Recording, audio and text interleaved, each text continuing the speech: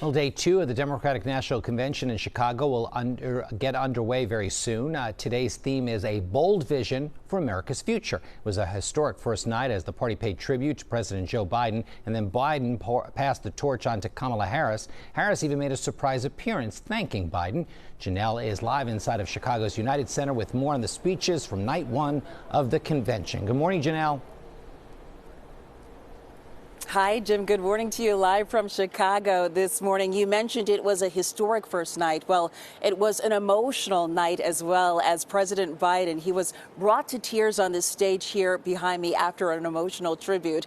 The United Center here, these stands were packed with supporters and delegates for that opening night, which, as you mentioned, included that surprise appearance from the vice president herself.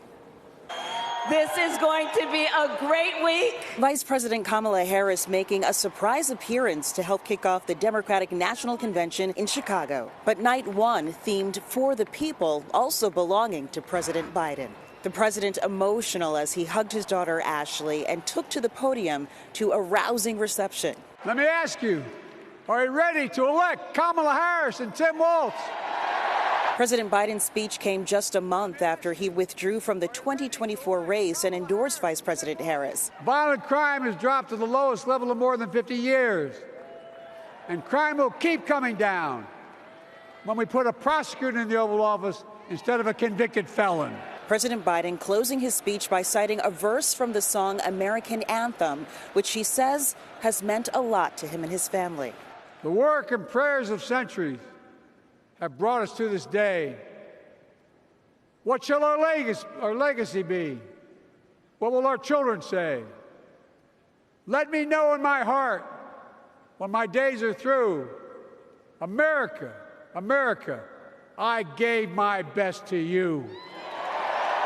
Celebrities, union leaders, and elected officials also taking the stage on night one, along with the party's 2016 nominee, former Secretary of State Hillary Clinton. The future is here. It's in our grasp. Let's go win it. There are also several sobering moments where several women shared heartbreaking stories of living in places where abortion rights are restricted. Because of Louisiana's abortion ban, no one would confirm that I was miscarrying. I was in pain, bleeding so much my husband feared for my life.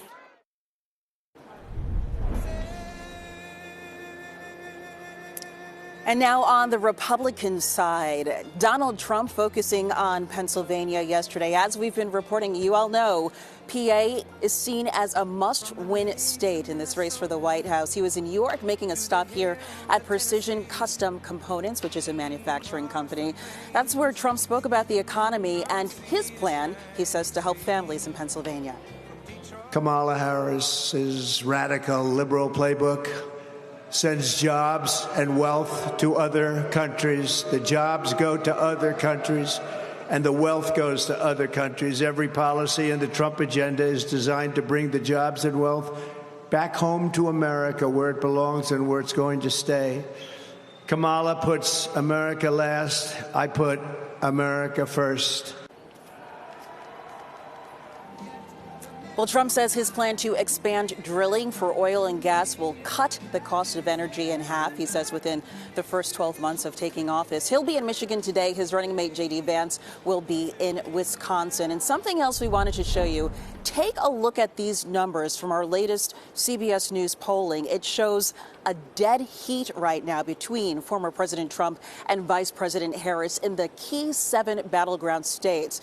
Those states, of course, Pennsylvania, Michigan, Wisconsin, Arizona, Nevada, Georgia, and North Carolina, and specifically looking at Pennsylvania, an even 50-50 split between Harris and Trump. So that just goes to show you it is proof of just how crucial these conventions are, and really a big way for the candidates to get their messaging out there to try to win over voters in these highly contested states. As for Vice President Harris and her running mate, Governor Walz, they're campaigning together in one of those battleground states, Wisconsin. Here in Chicago at the DNC, former President Barack Obama and his wife, former First Lady Michelle Obama, they are the keynote speakers tonight. And coming up in our next half hour, we're going to be checking in with some of the delegates and the dignitaries from our region who are here in Chicago, and they say their role here is vital, Jim. So we'll see you coming up around 6:30. Thank you very much, Janelle. Appreciate it. And Janelle and Marcela Baeta are in Chicago for the DNC. Marcela will be sharing behind-the-scenes coverage of all your favorite on all your favorite social media platforms. So when we're not on television, check out Marcela's reporting on Facebook, Instagram, TikTok, and X. What a night it was here at the United Center last night. President Biden taking the stage here behind us in what was an emotional address to his supporters.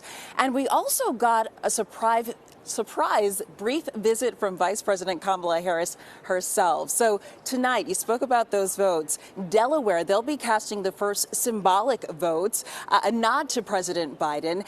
And ahead of this evening's events, we have to tell you a little bit of behind-the-scenes action that takes place here. Delegates from our region, they've been meeting every day for their own so-called mini rallies, where they too got a surprise visit from a VIP guest.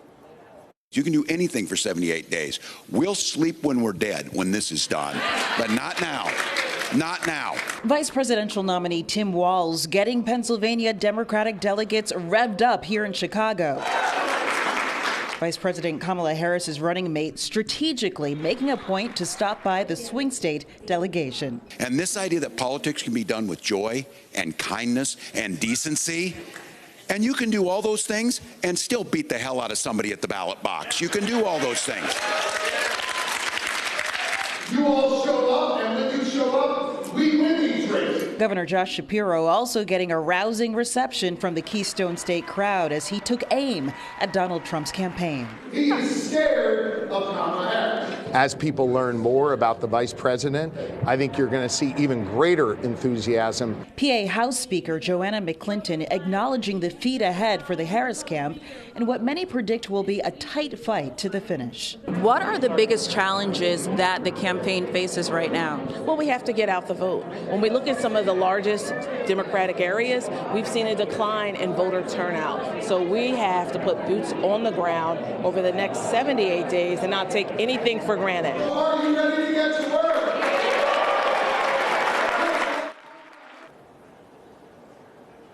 And they say that really is going to be key here. Party leaders are emphasizing that for Democrats, the challenge is to get those voters to the polls. Because the race is so tight, voter turnout really could determine the outcome. So there is a heavy emphasis on battleground states, including Pennsylvania, which a lot of people have been saying, as we know, is a must win, they believe, for the White House. Now, as for the Republican side, former President Donald Trump's running mate, Ohio Senator JD Vance, he campaigned in North Philadelphia yesterday ahead of the DNC kickoff.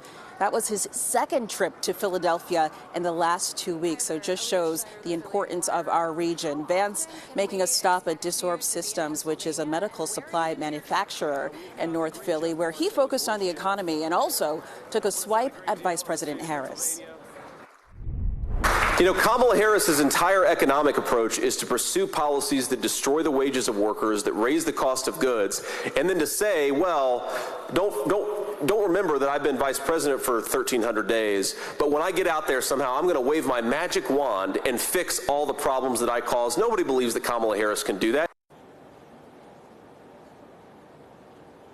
And before Vance left Philly, he had to get himself a cheesesteak. He made a stop at Pat's King of Steaks and also signed a few autographs as well. Today, he'll be speaking at a rally in Wisconsin where his focus will be on crime and safety. Now, back here at the convention in Chicago, a look at some of the big speakers for this evening. Former President Barack Obama, he is going to be the headliner. His wife, former First Lady Michelle Obama, will be speaking as well, along with Second Gentleman Doug Emhoff, all of them expected here at the United Center tonight. That primetime speaker lineup kicks off around 6 o'clock this evening.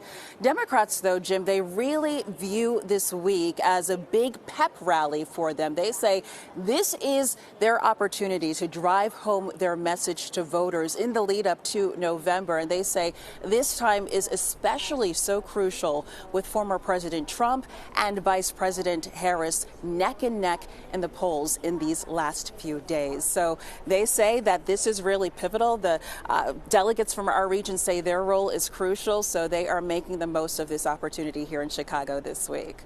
Thank you, Janelle, for that update. We'll check in with you in a little bit. Meanwhile, just to remind you, Janelle and Marcela Baeta are in Chicago for the entire week for the DNC. Marcela will be sharing behind-the-scenes coverage on all your favorite social media platforms. So when we're not on television, you can check out Marcela's reporting on Facebook, Instagram, TikTok, and X.